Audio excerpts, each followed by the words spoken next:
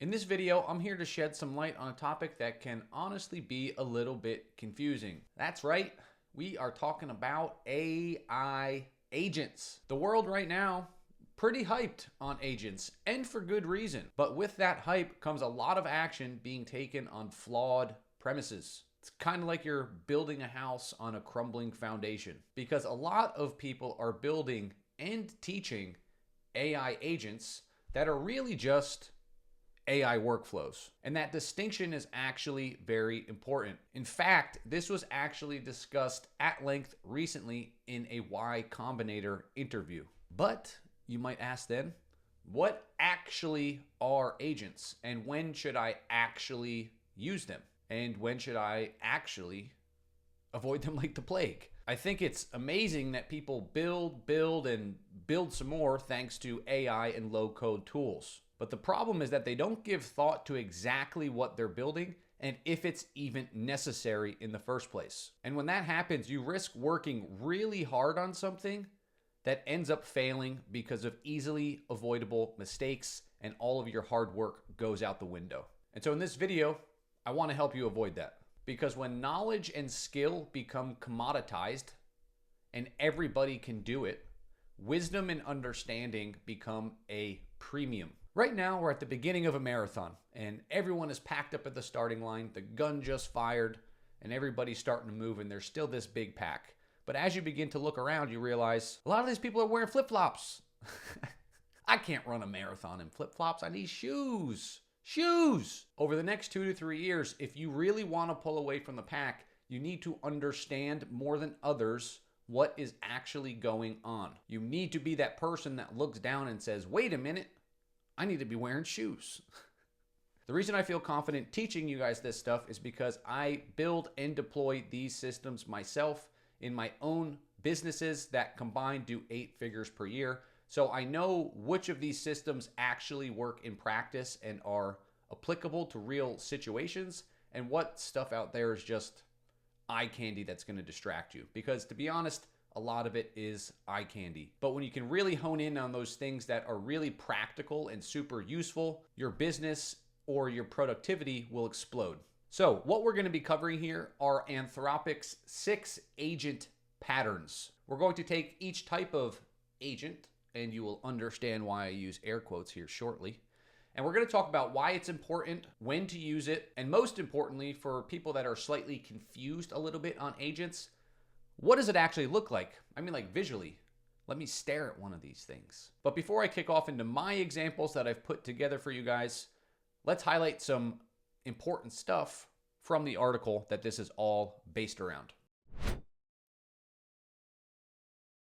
So, what is an agent? Agents get defined differently by different people. So the distinction here that I really love that they point out is that we have workflows and then we have agents.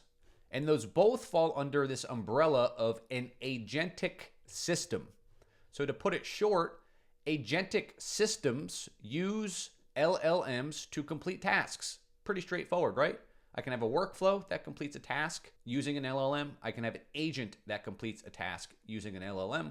We're going to consider both of those agentic systems. The difference between an agent and a workflow is how much direction we need to give the system. So that last little piece there of how much direction we give the system gets manifested into something we call a pattern. Now, a pattern is just a repeatable way of doing something. This idea of a pattern really comes from the software development world, where you have best practice ways of doing things. So each of these examples that we're about to move through are going to be an example of a pattern, right? It is a way of doing things. It's a way of completing a task. And so I think the best way to show you how this actually works is to work backwards. And so I'm going to start off with showing you what an agent actually is and actually looks like. And then I'm going to peel back the layers from there. And you'll see why that makes sense as we start peeling back those layers, because it'll be easier for you to distinguish where people are building things that are not agents, but they are calling them agents. An agent is a system that thinks independently. It can create its own plans. It can pick its own tools. It can adapt its approach based on the results it's getting in real time. It can even make up tools on the fly if it thinks you didn't equip it properly and now it needs to go out and do something. It can use other tools that you had given it and combine them together to produce new outputs and then change its plan based on those outputs. So when you're thinking of an agent, you need to think complete autonomy, right? I'm not really giving this thing any direction. It is entirely conceiving the plan and executing the plan without any human intervention. Now, I think the easiest example of this is something that you do see a lot of, especially on YouTube, which is a personal assistant. So, for example, we hook in tools to read emails, to write emails, to reply to emails, to view our calendar, update events, message us in Slack, maybe even use a voting system, which we will cover soon because that is a type of workflow. We use this voting system to determine if I need to be messaged urgently on Slack for any reason. Maybe we even hook in our CRM data so that if they need to, they can look up information about this customer, if it even is a customer. Maybe we give it access to Google or Perplexity so that it can do live research if it needs to for any reason. And the system can, with tuning, end up managing our entire email box on autopilot. So imagine that for a moment. When a message comes in, without any direction from us, it can go out, it can build a plan, and it can resolve that specific situation. Is the client angry? Is the client mad? Do they have a request? Is it a billing question that needs to be solved? Is it a prospect? How large is the deal size?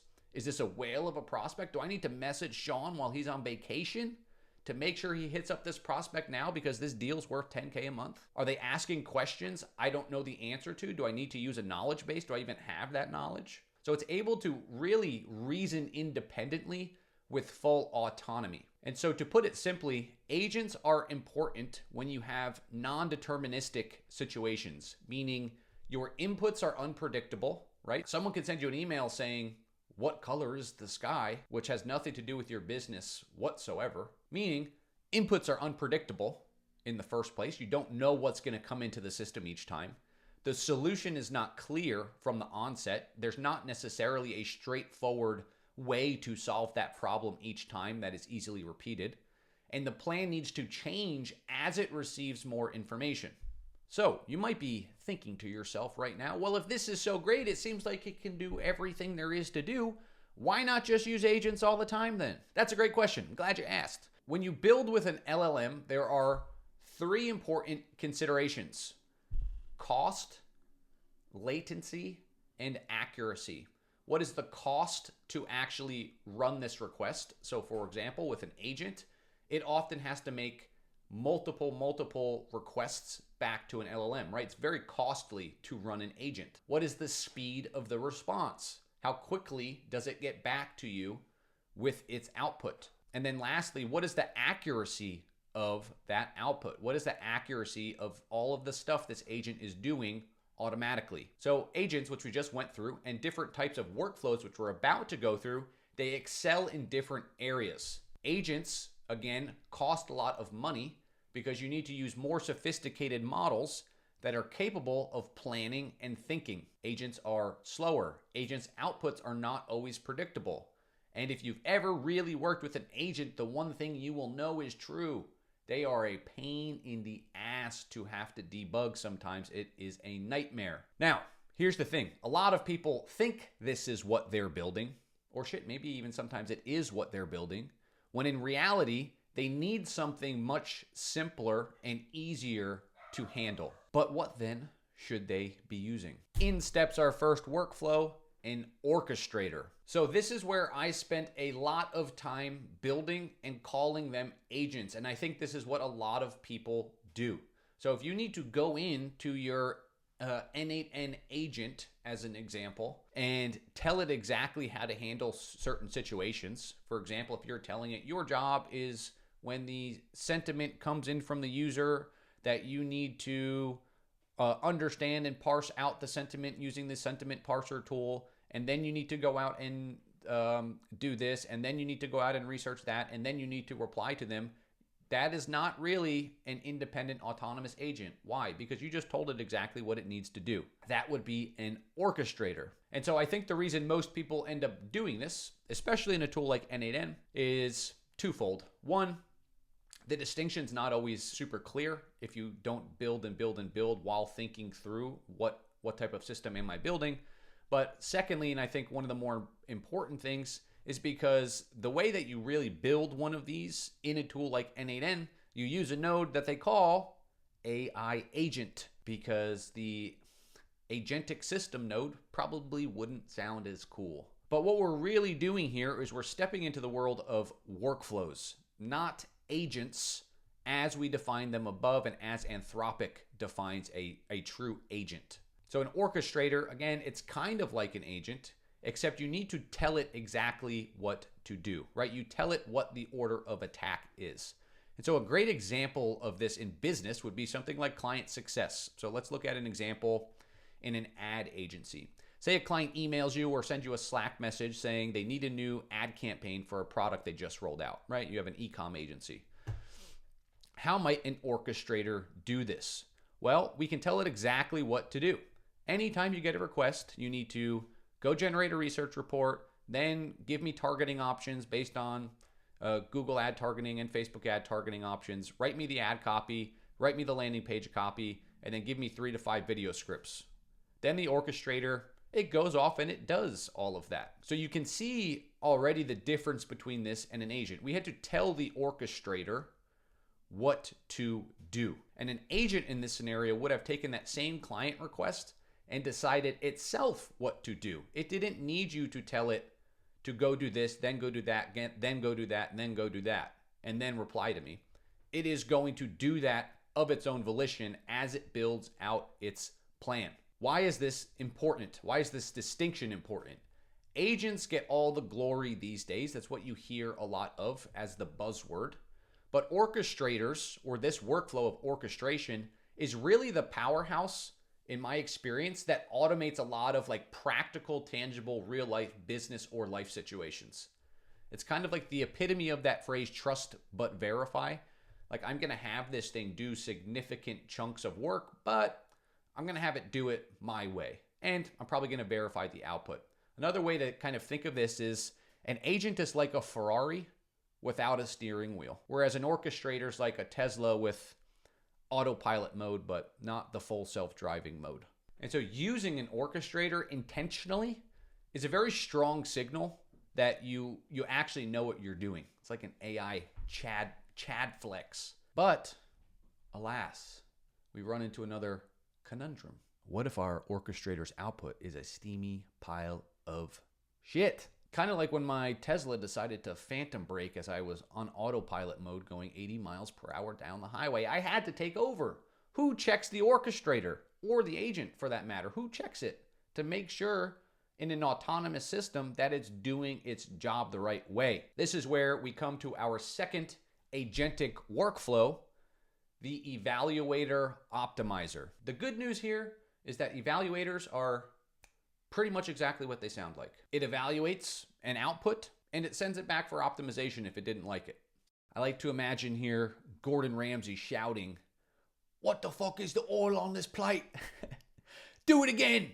and shoving it back in a chef's face. That is the Evaluator-Optimizer. Now, there's a lot of great examples of this, but let's just look at one. We have a function here that generates ad copy and another one that grades it. So maybe our copywriter could be all of our amazing ad writing and psychology prompts that we have, while our evaluator is our copy chief that's trained on examples of what amazing copywriting looks like. If it passes, we send the copy away to our team on Slack. They take it, they run with it, they run the ads. If it fails, we send back not only the fact that it failed, we don't just say, hey, go do it again, but we have the LLM give it areas for improvement. So it not only evaluates it, but it tells it what it thinks it should have done better. And so maybe it says the hook was weak and you were missing a strong call to action. And so it passes through another round.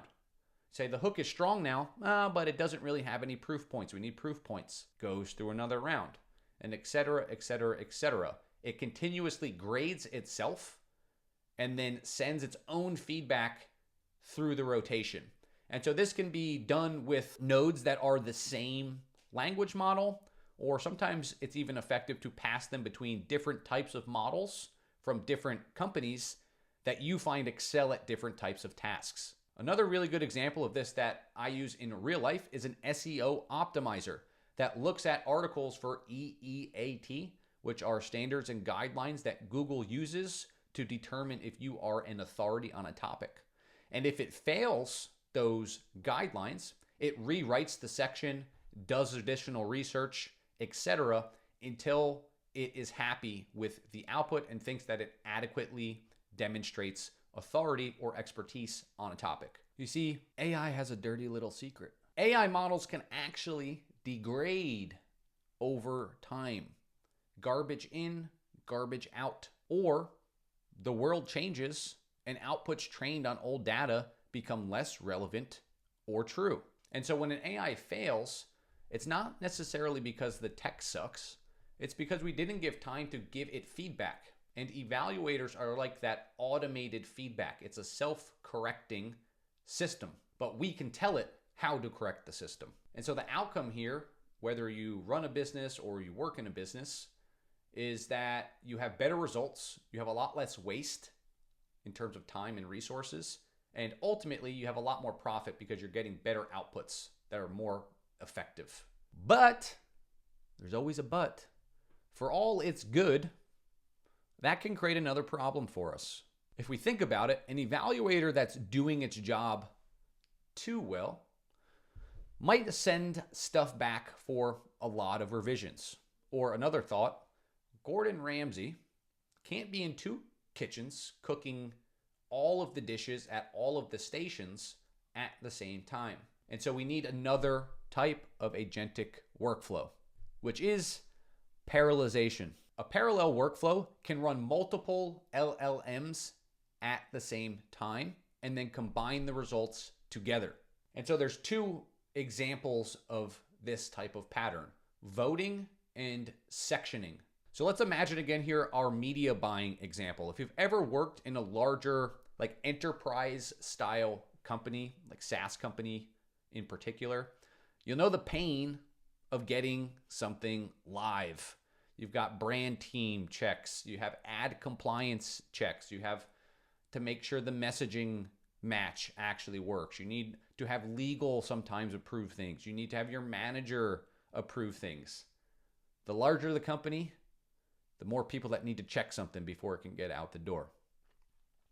Well, a voting pattern helps bypass some of those pains. And so we can take something like our ad copy and we can run it through any number of checkers at the same time.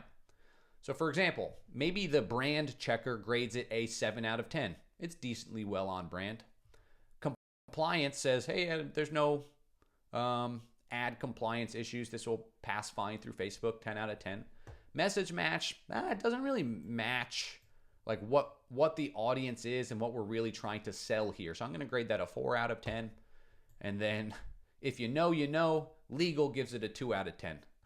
We could then average our grades, even weight them differently if we want to, and say compliance is less important than message match. And then we can make decisions based on the grade. So if it fails, maybe we send it over to one of our evaluator optimizers and really take our skills, yes, skills with a Z, to the next level, right? We can combine these patterns together. So next to voting, we have sectioning. Okay, we have the pattern of sectioning. Sectioning allows us to run separate processes and combine them. So again, imagine we're an e-commerce marketing agency that is prospecting a huge client that sells fitness trackers. If we want to run ads properly, especially for an industry like fitness trackers, which is probably very saturated, we need to know a lot about them, a lot about the competition, a lot about the ideal avatar. And so we can run a sectioning exercise to make a report for what are the competitor value propositions? What are the competitor price points? What are the market trends? What avatar is your company going to cut out in this space? So we could take all of that, run it through this type of system, and then mock up maybe some ads for them. And maybe that's another section here. Maybe we have an actual agent that we send something off to that can mock ads for us given a market research report. Imagine how awesome of a sales pitch you might have if you were able to get all of that data intelligently on a one-day turnaround to get on a sales call with a company like this and show them the mock-ups you did of those ads. Because here's the deal. Again, what I go back to, if you're building real systems that you use in real life in practical business situations, especially one that people rely on for speed, you need to be optimized for speed. Running processes in parallel allows us to move super fast on multi-part, potentially complex tasks. Running processes through a voting mechanism allows us to automate our quality control checks on our outputs. So again, parallelizing is like having Gordon Ramsay in all of our kitchens at all times, cooking or giving feedback at all stations to make one ultimate glorious meal. But then again, sometimes I don't need a Michelin star meal. I just want to make some eggs on sourdough bread at home. And so when we need just one job done exceedingly well, we can use our next agentic workflow, which is a router. A router processes a query and sends it to a specialized workflow. So kind of like a dumbed down version of an orchestrator that is focused on a set of very, very well-defined tasks. But we just need one of them to actually run. And so a great example of this is a basic customer support query classification. So let's say someone emails you or messages you on your Facebook Messenger, your Instagram Messenger, maybe even your email inbox. Do they need general support? Do they need billing support? Do they need tech support? Are they just yelling at you and talking shit? A router can help us extract what the person really needs and send them to that workflow specifically. So routers are really awesome because we have those more binary decisions very often in our day-to-day life. So why not solve that problem as simply and as cost effectively as possible? Now I will say, in the same way that I said this about orchestrators, routers are one of the major unsung heroes of actually scaling in a real business standard operations. They get the jobs to the right worker. They do one job perfectly all the time. And let me tell you, if you've ever run a business, you wish you could bottle one thing being done the right way all the time. Kind of like Occam's razor. In a super complex world, simple solutions are often the first you should consider. So that begs the question, can it get even simpler? The answer obviously is yes. So let's check out our last agentic system workflow, which is chaining. So the reason I love chaining is that it's really the building block of almost every workflow we talked about today. Chaining allows you to take the output of one thing and send it to another thing. A really simple example of this is anytime you find yourself copy pasting from one language model into another chat window for a new step of a process that you do, and you take the output and you go and you paste it into the other output and you say, hey, now go do this with that.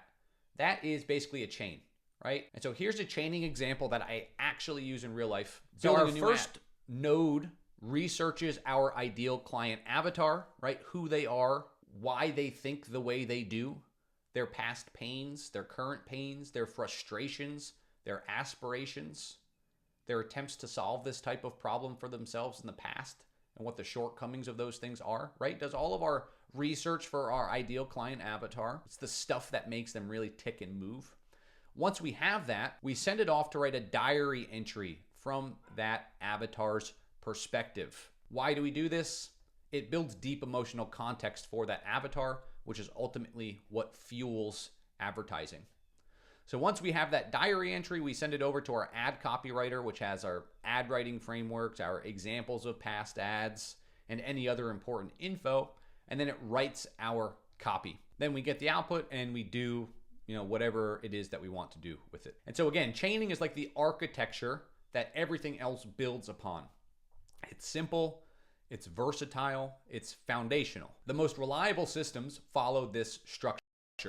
Clear inputs make for clear outputs. Clear outputs make for manageable systems. So that wraps up the list. So like we talked about earlier, in a world where technical skill is becoming a commodity, understanding how things work will be a premium. To help build that understanding, consider giving me a follow as I try to bring more and more quality content like this to you. And just remember, these are patterns of building, and they can be built on top of each other.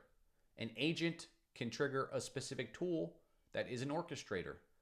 An orchestrator can have a piece of its workflows where it has an evaluator-optimizer.